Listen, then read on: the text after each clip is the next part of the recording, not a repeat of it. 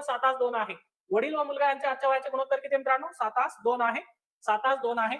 5 वर्षापूर्वी त्यांच्या वयाचे गुणोत्तर 6:1 आहे. तर त्यांचे आजचे वय किती? मित्रांनो आजचे वय या ठिकाणी 35, 10, 49, 14, 44, 13 आणि 70, 20.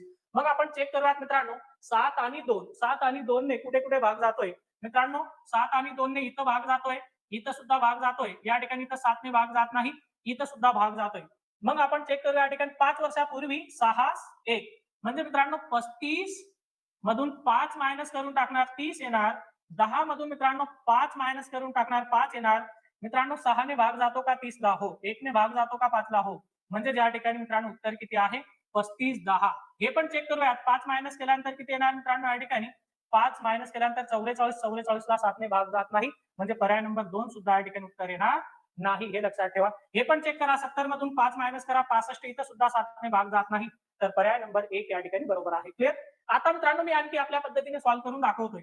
वडील व मुलगा यांचे आजच्या वयाचे गुणोत्तर 7:2 आहे. 7:2 आहे. 5 वर्षापूर्वी त्यांचे वय मित्रांनो वयाचे गुणोत्तर 6:1. तिरकस गुणाकार करून टाका मित्रांनो. 6 गुणिला 2 12, 7 7. 12 मधून 7 मायनस करा मित्रांनो 5. 7 मधून 2 गेले किती? 5 5 5 25. 5 भाग बरोबर 25 तर 1 भाग बरोबर किती? 5. 5 1 5.